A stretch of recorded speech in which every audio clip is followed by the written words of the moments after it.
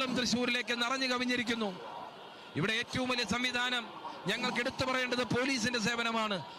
ആഭ്യന്തര വകുപ്പ് മന്ത്രി നേരിട്ട്, ബഹുമാനനായ മുഖ്യമന്ത്രി നേരിട്ട് ഇടപെട്ട് ഇത്തവണത്തെ പൂരം കുറ്റമറ്റതായി നടത്തണമെന്ന് തീരുമാനിച്ച്, ഒരു കുഴപ്പവും സംഭവിക്കരുത് എന്ന് തീരുമാനിച്ച് ആ പൂരത്തിനുള്ള എല്ലാ സംവിധാനങ്ങളും ഇവിടെ പൂർത്തിയായിരിക്കുന്നു. നാളെ പുലർച്ചെ 3 മണിക്കാണ് വെടിക്കെട്ട്.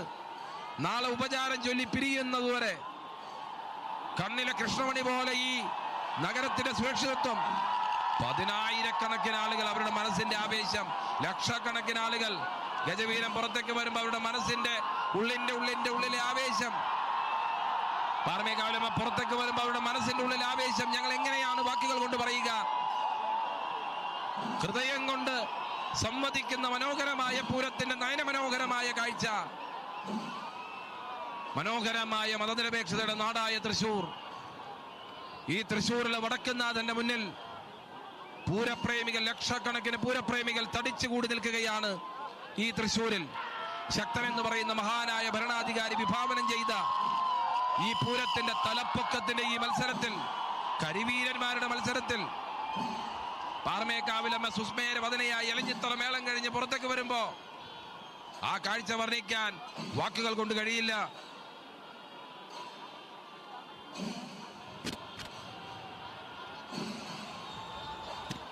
മനോഹരമായ വർണ്ണാഭമായ പൂരം. ഇത്തവണ കുടമാറ്റത്തിന് എന്തൊക്കെയാണ് ഉള്ളത് എന്നാണ് ആളുകൾക്ക് കാണേണ്ടത്. ഏതൊക്കെ തരത്തിലുള്ള കുടകളാണ് ഉണ്ടാവുക? വർണ്ണമുള്ള കുടകൾ ഉണ്ടാവും, റോബോട്ടിക് കുടകളുണ്ട് ഇത്തവണ പാറമേക്കാവിനെ എന്ന് കേൾക്കുന്നു. തൃശ്ശൂർ ജ്യോതി എഞ്ചിനീയറിംഗ് കോളേജ് അവതരിപ്പിക്കുന്ന റോബോട്ടിക് കുടകൾ. അങ്ങനെ ഓരോ പൂരവും മത്സരമാണ്. ഇത് 1962 വരെ വലിയ മത്സരമായിരുന്നു പൂരം. തിരുവമ്പാടിയും പാറമേക്കാവും തമ്മിൽ ആനകളെ തട്ടിക്കൊണ്ടുപോകൽ, വാദ്യക്കാരെ തട്ടിക്കൊണ്ടുപോകൽ, ഒരു വിഭാഗത്തിൽ നിന്ന് ആളുകളെ അടർത്തിയെടുക്കൽ, ഇങ്ങനെയെല്ലാം ഉണ്ടായ സമയത്ത് ഗവൺമെന്റ് നേരിട്ട് ഇടപെട്ട് ദേവസ്വങ്ങളെ വിളിപ്പിച്ച് പൂരം ഒരാരോഗ്യപരമായ മത്സരമായി മാറ്റണമെന്ന് തീരുമാനിച്ചതിന്റെ അടിസ്ഥാനത്തിലാണ് ഇന്ന് കാണുന്ന പൂരം ഇങ്ങനെയായത്. ഈ പൂരം പല ഘട്ടങ്ങളിലും ഇല്ലാതെ നിന്നിട്ടുണ്ട്, അല്ലെങ്കിൽ ശോഷിച്ചിട്ടുണ്ട്. 1948 ഗാന്ധിജിയുടെ രക്തസാക്ഷിത്വം ഉണ്ടായപ്പോൾ, 1962 ചൈന ഇന്ത്യയെ ആക്രമിച്ചപ്പോൾ, 1963 യുദ്ധാനന്തരം എല്ലാം പൂരത്തിന് ഭംഗം വന്നിട്ടുണ്ട്.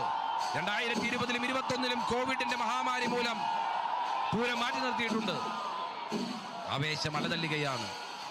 തെക്കിൻകാട് മൈതാനിയിൽ വടക്കുന്നാഥന്റെ മുന്നിൽ പാറമേക്കാവിലമ്മ എഴുന്നള്ളുമ്പോൾ ഫോട്ടോ എടുക്കാൻ തിരക്ക് കൂട്ടുന്ന ആളുകളുണ്ട്, സെൽഫി എടുക്കാൻ തിരക്ക് കൂട്ടുന്ന ആളുകളുണ്ട്.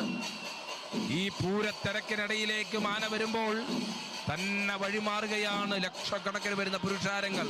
നമ്മൾ പലപ്പോഴും ആലോചിക്കും, ഈ തിരക്കിനിടയിൽ ആരെങ്കിലും വീണുപോയാലോ, ഈ തിരക്കിനിടയിൽ ഒന്നിനും തള്ളിനുമിടയിൽ എന്തെങ്കിലും സംഭവിച്ചാലോ? ഒന്നും സംഭവിക്കില്ല. അതാണ് പൂരം. എന്തെങ്കിലും ഒരു അത്യാഹിതമുണ്ടായാൽ സഹായിക്കാൻ ഫയർഫോഴ്സും പോലീസും, ആക്സിന്റെ 25ഓളം ആംബുലൻസുകൾ. ആക്സ് എന്ന് പറയുന്ന സംഘടനയുടെ സേവനത്തെ എടുത്തു പറയാതിരിക്കാൻ കഴിയില്ല. തൃശ്ശൂരിലെ റോഡ് അപകടങ്ങളെ തുടർന്ന് റോഡ് അപകടങ്ങൾ കുറയ്ക്കാൻ വേണ്ടി രൂപീകരിച്ച കളക്ടറുടെ നേതൃത്വമുള്ള ആക്സ് എന്ന് പറയുന്ന സംഘടന, തൃശ്ശൂർ കോർപ്പറേഷൻ മേയറുമുള്ള സംഘടന ആക്സ് എന്ന് പറയുന്ന സംഘടന, ആക്സിന്റെ നേതൃത്വത്തിൽ 25ഓളം ആംബുലൻസുകൾ ഈ തൃശ്ശൂർ നഗരത്തിൽ നിൽക്കുന്നുണ്ട്. എന്തെങ്കിലും അപകടമുണ്ടായാൽ നേരിടാൻ വേണ്ടി ആനകൾ വരുമ്പോൾ അതിൻ്റെ ഇടയിലൂടെ, വാദ്യക്കാരുടെ ഇടയിലൂടെ എന്ത് അനിഷ്ടം വേണമെങ്കിലും സംഭവിക്കാമെങ്കിൽ പോലും അതൊന്നും തങ്ങൾക്കൊരു പ്രശ്നമല്ല എന്ന് കരുതി പൂരപ്രേമികളായ ആളുകൾ, ലക്ഷക്കണക്കിന് ആളുകൾ തടിച്ചുകൂടി നിൽക്കുകയാണ്. ഗജവീരന്മാർ, കരിവീരന്മാർ കടന്നു വരികയാണ്. എന്തൊരു രസമാണ്, എന്തൊരു ഉന്മാദമാണ് തൃശ്ശൂരിൽ. പൂരലഹരിയാണ്. പൂരമാണ് യഥാർത്ഥത്തിൽ ലഹരി. രാസലഹരിയുടെ ഒരു കാലഘട്ടത്തിലാണ് നമ്മൾ ജീവിക്കുന്നത്. രാസലഹരിയുടെയും മയക്കുമരുന്നിന്റെയും മദ്യത്തിന്റെയും ഒരു കാലഘട്ടത്തിൽ. മദ്യഷാപ്പുകൾ മുടക്കമാണ് തൃശ്ശൂരിൽ. കാരണം ലഹരിയിൽ നിന്ന് മാറ്റി നിർത്താൻ സർക്കാർ തന്നെ എടുത്ത തീരുമാനം. ഈ കേരളത്തിൽ പൂരത്തോടനുബന്ധിച്ച് ഏറ്റവും കൂടുതൽ ലഹരി വേട്ട നടന്നത് തൃശ്ശൂർ, പാലക്കാട് ജില്ലകളിലാണ്. പൂരത്തെ ലഹരി മുക്തമാക്കാൻ, പൂരത്തെ ആസ്വദിച്ച് കാണാൻ വേണ്ടിയുള്ള സംവിധാനങ്ങൾ സർക്കാർ ഒരുക്കിയിട്ടുണ്ട്. ബഹുമാനനായ കേന്ദ്രമന്ത്രി സുരേഷ് ഗോപി നേരിട്ട് ബഹുമാനനായ കേരള മുഖ്യമന്ത്രി ശ്രീ പിണറായി വിജയൻ നേരിട്ടിടപെട്ട് ഈ പൂരത്തിന്റെ അവസാന ഒരുക്കങ്ങളെല്ലാം വിലയിരുത്തി മന്ത്രിമാരായ ദേവസ്വം മന്ത്രി ശ്രീ വാസവൻ, റവന്യൂ മന്ത്രി ശ്രീ കെ രാജൻ, ഉന്നത വിദ്യാഭ്യാസ മന്ത്രി ഡോക്ടർ ആർ ബിന്ദു, അങ്ങനെ എല്ലാവരും ഈ പൂരത്തിന്റെ കാര്യങ്ങൾക്ക് വേണ്ടി ഇവിടെയുണ്ട്. അവരെല്ലാവരും ഈ പൂരത്തിന്റെ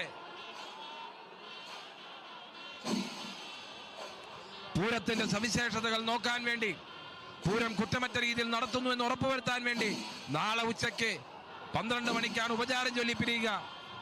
ഇന്ന് വിവിധ ദേശങ്ങളിൽ നിന്നാണ് ആളുകൾ കടന്നു വരിക എങ്കിൽ നാളെ തൃശ്ശൂരുകാരുടെ പൂരമാണ്. തൃശ്ശൂരിലെ സഹോദരിമാരും അമ്മമാരും പങ്കെടുക്കുന്ന പൂരമാണ്. നാളെയും ഗതാഗത നിയന്ത്രണമുണ്ട്. ഈ തൃശ്ശൂരിന്റെ മണ്ണിൽ പൊടിയിട്ടാൽ താഴെ പോകാത്ത പുരുഷാരം നിറഞ്ഞു നിൽക്കുന്ന ഈ പൂരം മേടമാസത്തിലെ പൂരനാളിലാണ് പല സ്ഥലത്തും പൂരം നടക്കുക. കേരളത്തിൽ കാണേണ്ട പൂരമാണ് തൃശ്ശൂർ പൂരം. ടൂറിസം വകുപ്പ് പുറത്തിറക്കിയ കലണ്ടറിൽ 5 പ്രധാന പൂരങ്ങളെ കുറിച്ചാണ് പറയുന്നത്. അതിൽ ഒന്നാമത്തെ പൂരം തൃശ്ശൂർ പൂരമാണ്, രണ്ടാമത്തെ ആറാട്ടുപുഴ പൂരമാണ്, മൂന്നാമത്തെ ആറാട്ടുപുഴ പൂരമാണ്, നാലാമത്തെ നെന്മാറ വല്ലങ്കി പൂരമാണ്, 5-മത്തെ കൊല്ലം പൂരമാണ്. ഞാൻ ഒരിക്കൽ കൂടി പറയാം, തൃശ്ശൂർ പൂരം, നെന്മാറ വല്ലങ്കി, ആറാട്ടുപുഴ, അതുപോലെ കൊല്ലം പൂരം, ഇങ്ങനെ കണ്ടിരിക്കേണ്ട പൂരങ്ങൾ. ആ 5 പൂരങ്ങളിലെ ഏറ്റവും പ്രധാനപ്പെട്ട പൂരം ഉത്രാളിക്കാവിലെ പൂരം കഴിഞ്ഞ്, ആറാട്ടുപുഴയിലെ പൂരം കഴിഞ്ഞ്, നെന്മാറ വല്ലങ്കി കഴിഞ്ഞ്, കൊല്ലം പൂരം കഴിഞ്ഞ്, അങ്ങനെ തൃശ്ശൂർ പൂരം കൂടി കഴിയുമ്പോൾ വിളവെടുപ്പിന് ശേഷമുള്ള ഈ ഉത്സവ കാലഘട്ടത്തിന് സമാപ്തിയാവുകയാണ്. തിരുവല്ലുവാമലയിലെ നിറമാല തൊട്ട് ആരംഭിക്കുന്ന ഒരു ഉത്സവകാലം, 6 മാസക്കാലം മലയാളിക്ക് ഉത്സവകാലമാണ്. മലയാളിയുടെ മനസ്സിലും ഗ്രഹങ്ങളിലും ക്ഷേത്രങ്ങളിലുമെല്ലാം ഉത്സവമാണ്.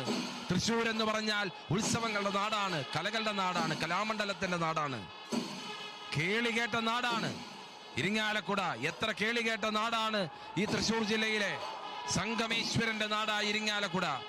കടലുകൊണ്ട് അനുഗ്രഹീതമായ ചാവക്കാടും വാടാനപ്പള്ളിയും തൃപ്രയാറും, അവിടെ തൃപ്രയാർ തേവർ, മനോഹരമായ ആറാട്ടുപുഴയിലെയും പെരുവനത്തെയും ഊരകത്തെയും എല്ലാം കാഴ്ചകൾ, ഊരകത്തമ്മ തിരുവടിയുടെ കാഴ്ചകൾ, റെയിൽ അതിരിട്ട് പോകുന്ന ഉത്രാളിക്കാവിലെ മനോഹരമായ പട്ടോലപ്പന്തലിലെ കാഴ്ചകൾ വാക്കുകൾ കൊണ്ട് നമുക്ക് വർണ്ണിക്കാൻ കഴിയില്ല.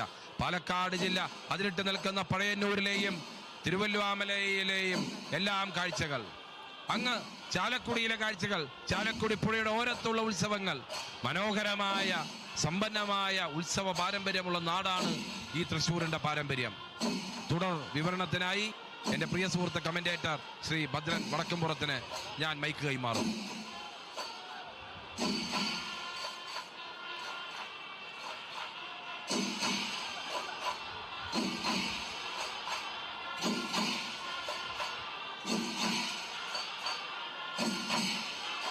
Thank you, Mr.